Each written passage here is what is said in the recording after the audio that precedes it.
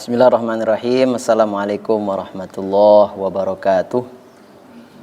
Alhamdulillah wassalatu wassalamu ala Rasulillah wa ala alihi wa sahbihi wa mawalah. Rabbi syrah li sadri wa yassir li amri wahlul 'uqdatam min lisani yafqahu qawli. Amma ba'du. Pemirsa sahabat UB TV yang dimuliakan Allah Subhanahu wa taala dan jamaah yang hadir di tempat ini. Alhamdulillah, kita bersyukur kepada Allah Subhanahu wa taala atas limpahan karunia nikmat yang tidak pernah putus-putusnya kepada kita. Hamba yang baik adalah hamba yang bisa menggunakan semua kenikmatan itu sesuai dengan keinginan Allah Subhanahu wa taala. Jadi syukur itu kalau kita bisa memakai kenikmatan dari Allah sesuai keinginan Allah, bukan sesuai keinginan kita. Nah, karena manusia itu kadang-kadang kalah dengan nafsunya. Jadi kalau kenikmatan karunia dari Allah Subhanahu wa taala itu dipakai untuk sesuai keinginan manusia, maka bisa rusak manusia ini. Nah, jadi kalau kenikmatan mata bisa melihat itu, ya dipakai untuk melihat yang baik-baik. Itu sesuai dengan keinginan Allah Subhanahu wa taala. Tapi kalau keinginan manusia, ya kadang-kadang akhirnya melihat hal yang tidak baik. Ya. Jadi kalau tangan kemudian diberikan oleh Allah Subhanahu wa taala ya untuk melakukan hal-hal yang baik. Itu sesuai keinginan Allah. Kalau sesuai keinginan manusia, akhirnya dipakai untuk yang tidak baik. Ya, apalagi yang kuliah, ya hati-hati, ya tangannya dipakai untuk yang baik-baik. Ya itulah syukur kepada Allah SWT. Kemudian salat dan salam kita curahkan kepada Nabi besar kita Nabi Muhammad SAW, keluarga beliau, sahabat beliau, tabi'in, tabi'ut tabi'in, dan seluruh umat beliau hingga akhir zaman.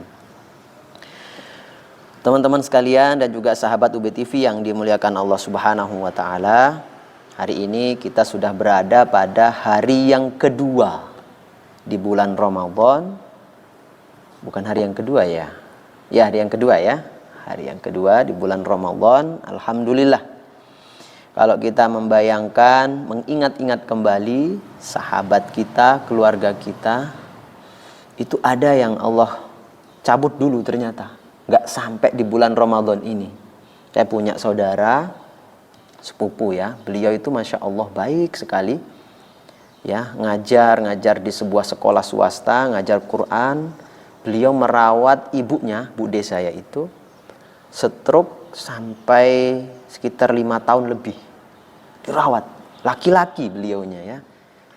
Jadi beliau dirawat sendiri selama 5 tahun itu, dibawa ke kamar mandi sendiri. Masya Allah, beliau tidak pernah marah dan sebagainya. Baik, masih muda. Ya, di atas saya sedikit begitu.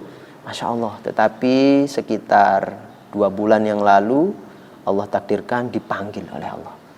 Itu kadang saya sedih begitu ya, Masya Allah. Ini keluarga orang baik ya, ternyata tidak ketemu dengan Ramadan yang sekarang ini. Tetapi Allah masih mempercayakan kita semuanya ini bisa bertemu dengan Ramadan kali ini. Emang kenapa gitu dengan Ramadan kali ini? Emang kenapa dengan puasa? Nah, ini akan kita bahas pada pagi hari ini. Mudah-mudahan dimudahkan oleh Allah Subhanahu wa taala ya. Jadi sering sekali kita dengar ada banyak yang berdoa mudah-mudahan bisa disampaikan di bulan Ramadan.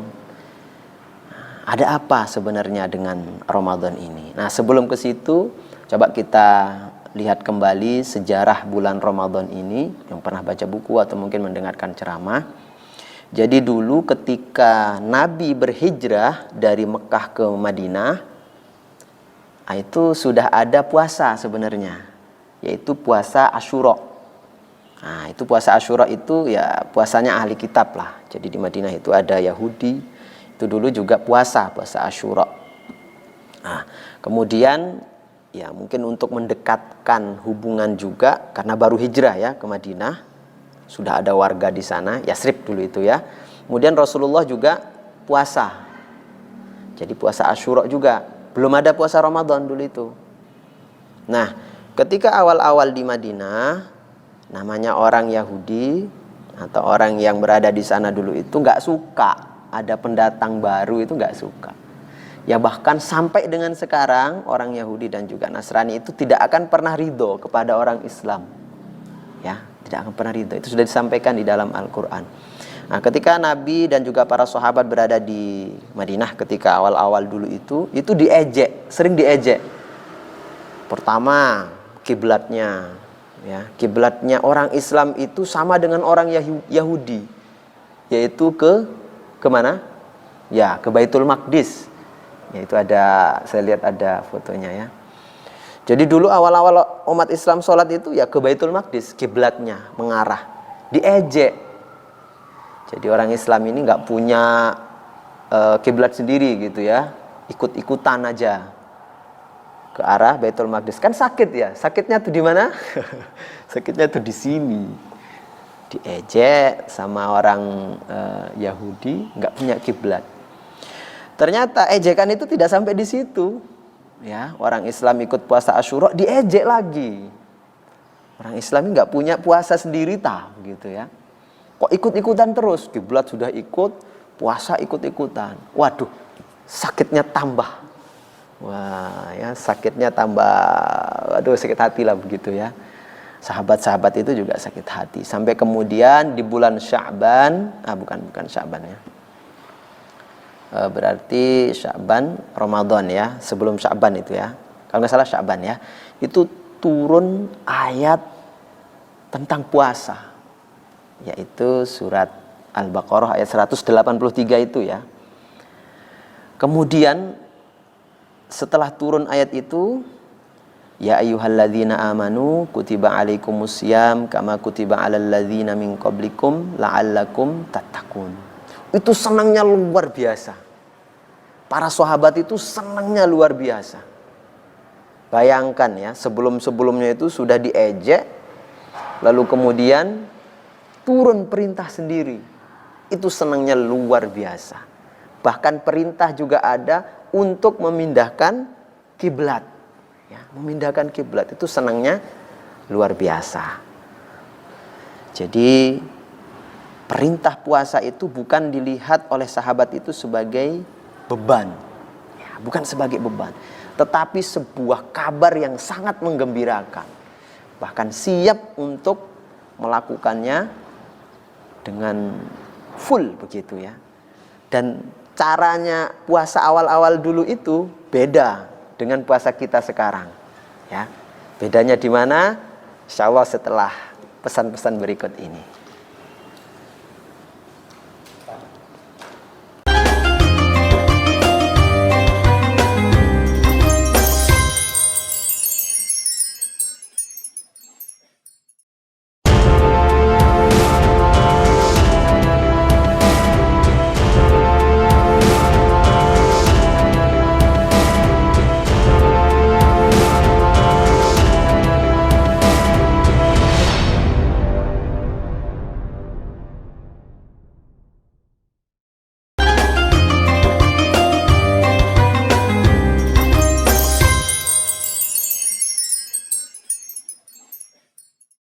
Baik, sahabat UB TV dan juga jamaah yang dimuliakan Allah Subhanahu wa taala, kita lanjutkan. Terus apa bedanya dulu awal-awal puasa itu dengan puasa yang sekarang? Jadi kalau sekarang kita sahur ya, sama sahurnya. Oh, belum sampai sahur dulu ya. Kita puasanya mulai dari subuh. Azan subuh sudah puasa sampai dengan azan maghrib. Sama kalau dari sisi sini. Bedanya adalah ketika awal-awal perintah puasa itu, setelah berbuka puasa, itu kalau tertidur maka tidak boleh makan lagi. Misalkan, jadi setelah puasa, maghrib, kemudian berbuka puasa, sholat isya, tidur. Maka kalau dia bangun setelah tidur itu, misalkan bangun langsung ya, tidurnya sebentar, itu nggak boleh makan. Sampai besoknya, sampai maghrib lagi. Ya, berat apa berat? Berat ya. Nah, ada sahabat dulu itu namanya Qais ya. Sahabat Qais ini dia pekerja keras lah, pekerja berat ya. Mungkin tidak tahu, kalau dulu kan ke ke ladang ya. Jadi sahabat Qais ini puasa di siang harinya, kemudian maghrib sampai di rumah beliau bertanya kepada istrinya, apakah ada makanan untuk berbuka? Ya. A'indaki tu'am, begitu ya. Kemudian istrinya menjawab, tidak ada, saya carikan dulu. Nah, itu kalau suami zaman sekarang kira-kira gimana? Jadi siang itu sudah kerja keras ke sawah, ke ladang, berat kerjanya ya, nyangkul, puasa, sambil puasa. Kemudian pulang-pulang ditanya, ada makanan? Istrinya jawab, nggak ada. Wow, kalau suami sekarang itu kalau kurang-kurang ya bisa marah ya. Tapi sahabat Qais ini nggak marah. Ya sudah, kalau begitu saya tunggu. Ya, sholat maghrib, kemudian namanya orang capek ya kerja seharian. Lalu kemudian dia tertidur. Capek ya, mungkin duduk nunggu suaminya, istrinya mencarikan makan, dia duduk. Tertidur. Nah, karena tadi kaifiahnya, cara puasanya adalah kalau sudah tidur maka nggak boleh makan. Ya sudah, Qais ini nggak boleh makan. Belum makan, ya mungkin hanya buka minum. Terus dia tertidur, akhirnya nggak bisa berbuka. Dulu kaifiahnya begitu, ya, cara puasa awal-awal zaman Nabi, awal-awal perintah puasa itu. Ya sudah, akhirnya dia terus tidak makan sampai subuh. Besoknya kemudian ke sawah lagi, ke ladang lagi lah begitu ya, kerja keras lagi. Bayangkan, sudah hampir lebih dari 24 jam tidak makan ya, dan kerjanya berat. Tapi sahabat Qais ini semangat, ya, semangat sekali untuk berpuasa. Apa yang terjadi? Pingsan. Ya, jadi sahabat Qais ini pingsan karena lebih dari 24 jam tidak makan. Lalu kemudian dilaporkan kepada Nabi Muhammad SAW. Maka dari situlah kemudian turunlah ayat yang menyampaikan uhilla lakum lailatas siyamir rafathu ila nisaikum, terus dan seterusnya itu. Dan ada syariat sahur. Jadi syariat sahur itu muncul belakangan ya. Jadi kalau nggak sahur itu seperti orang ahli kitab, orang yang lain. Jadi sebenarnya kita sahur itu bukan sekedar untuk ini ya, memang harus mempersiapkan fisik, tetapi juga menyelisihi ahli kitab. Ya. Jadi dari cerita sahabat Qais ini kemudian turun ayat itu dan para sahabat. Makanya ada syariat sahur. Tapi sahabat dulu itu Masya Allah, memang karena saking senangnya, nggak makan lebih dari 24 jam ya dilakukan. Tapi akhirnya apa? Pingsan. Ya. Jadi itu sedikit sejarah ya tentang Ramadan yang sekarang kita lakukan ini, puasa ini ya. Nah, kita kembali ya, kenapa kemudian ada apa dengan puasa ini? Banyak orang yang berdoa begitu ya. Mudah-mudahan disampaikan kepada Ramadan di tahun akan datang dan seterusnya.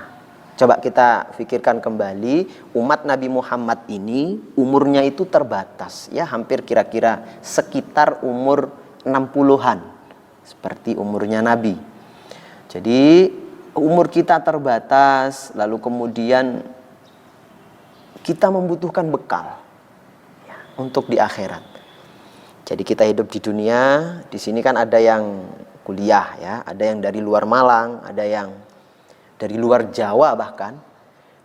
Itu kalau ke Malang butuh bekal apa tidak kira-kira? Pasti pakai bekal. Ini masih perjalanan di dunia. Bekalnya ya bekal untuk kehidupan di sini. Ya. Kalau berpindah lagi ke negara yang lain, ke Turki misalkan ya, itu bekalnya beda lagi. Kalau ke Malang mungkin baju biasa, ke Turki itu harus pakai baju yang lebih tebal. Beda. Baju yang lebih tebal, sal, macam-macam begitu ya. Karena dingin. Saking dinginnya itu hujannya nggak air, tapi salju. Ya. Jadi kita membutuhkan bekal. Apalagi perjalanan yang begitu luar biasa. Perjalanan akhirat. Ini bekalnya nggak sembarangan. Kita di dunia saja bekal antar negara itu berbeda. Apalagi beda negara, bukan beda negara, sudah beda alam ya. Jadi kita membutuhkan bekal, sebaik-baik bekal untuk persiapan kita di akhirat. Nah, jadi ketika kita mempersiapkan diri untuk mempersiapkan bekal ini, maka ada bekal akhirat. Nah, untuk bekal akhirat ini itulah yang perlu ada usaha. Jadi ada usaha-usaha personal, itulah yang disebut dengan ibadah. Dan itu yang bisa menjadi bekal kita. Umur kita terbatas, kalau kita kemudian menggunakan umur itu saja untuk beribadah, mungkin gak cukup menjadi bekal kita. Makanya ada bulan Ramadan ini. Bulan yang ekstrim begitu ya. Jadi kalau kita mendapatkan gaji, ada tambahan intensif, itu kan senang ya. Wah, tiba-tiba double gajinya untuk bulan ini. Wah, senang banget ya. Dan di bulan Ramadan ini bukan hanya 1 kali double intensif. Bahkan 10 kali atau bahkan lebih banyak dari itu intensifnya. Ya, makanya banyak orang yang kepengen ya ketemu dengan Ramadan ini. Karena satu amalan kita itu bukan sekedar dapat 1, tapi sampai 10 kali lipat, bahkan langsung akan diberikan pahalanya oleh Allah Subhanahu wa taala.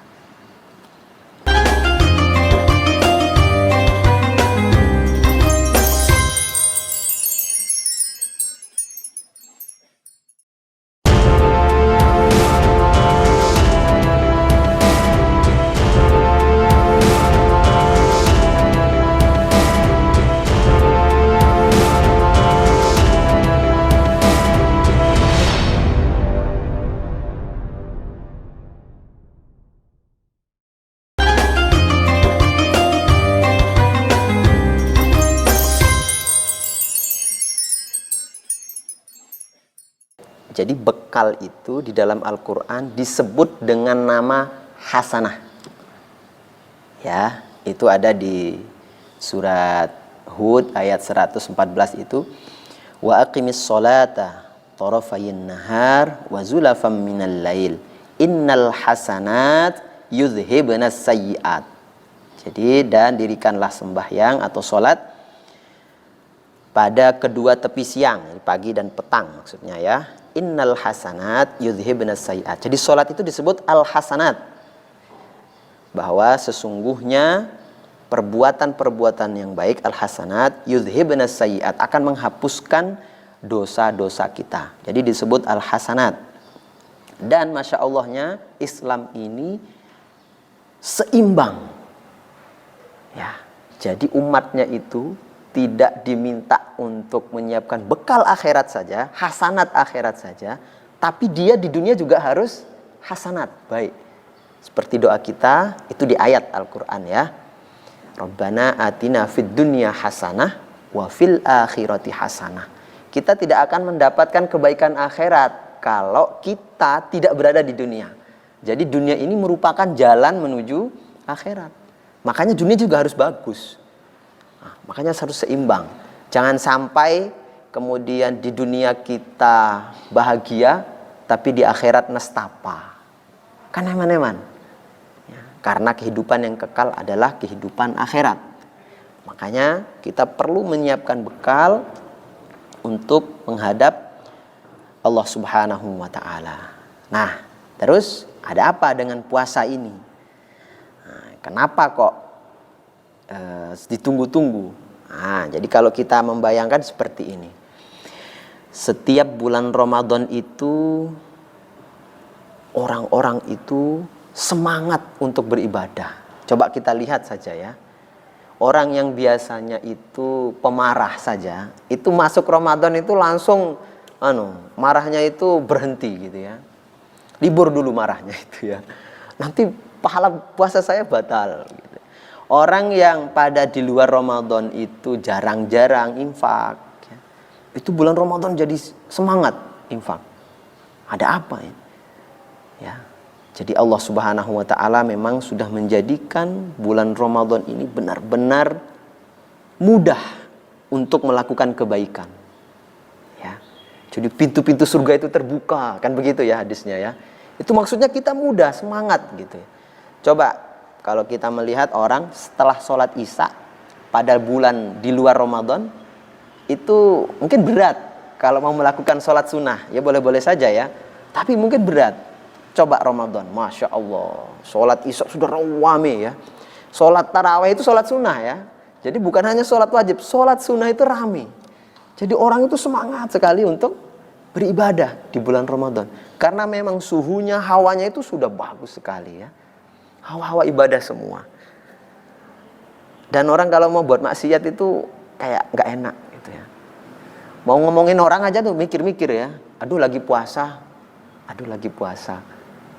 Nah, makanya bulan Ramadan ini luar biasa. Nah, kalau kita, apalagi kalau di bulan Ramadan kita dapat Lailatul Qadar. Itu kebaikan yang kita lakukan di sana bisa melebihi 1000 bulan. Bukan 1000 bulan, lebih. Khairum min alfi syahrin. Lebih baik, lebih dari 1000 bulan. Kalau dikonversi jadi berapa kira-kira? 1000 bulan itu berapa tahun? Sekitar 83 tahun. Jarang.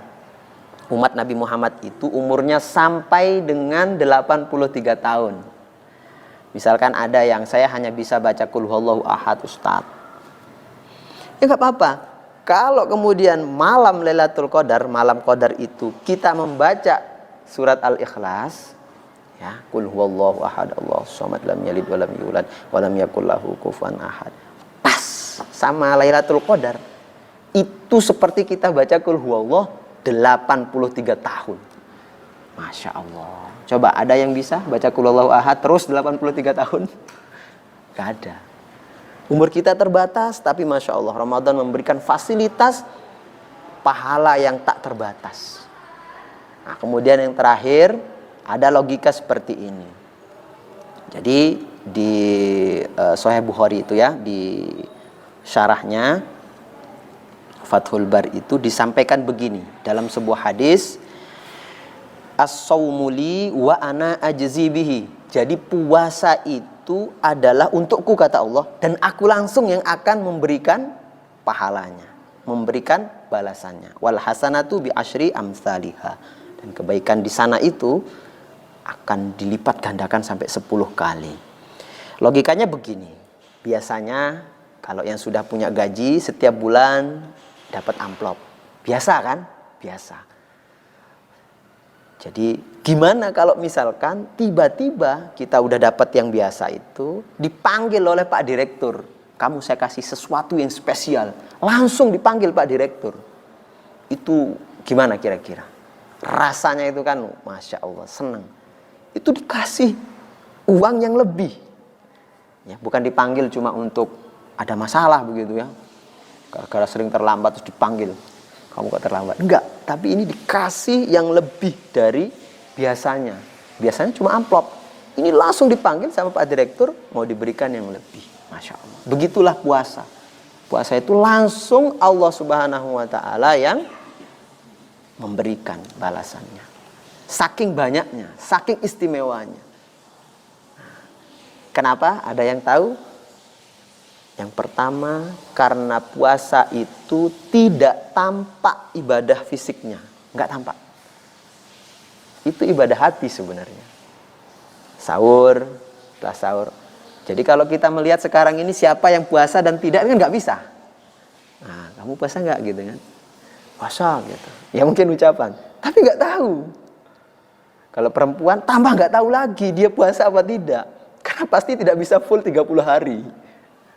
Ya, jadi orang puasa itu benar-benar dilakukan, nggak bisa riak. Aku lo puasa. Biasa aja kali gitu kan, nggak bisa riak.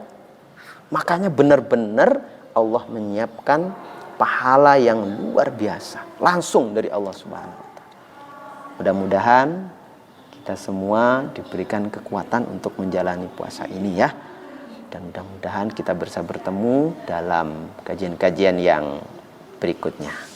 Demikian, terima kasih banyak sahabat UB TV dan juga semuanya. Mudah-mudahan bermanfaat. Kami akhiri. Assalamualaikum warahmatullahi wabarakatuh.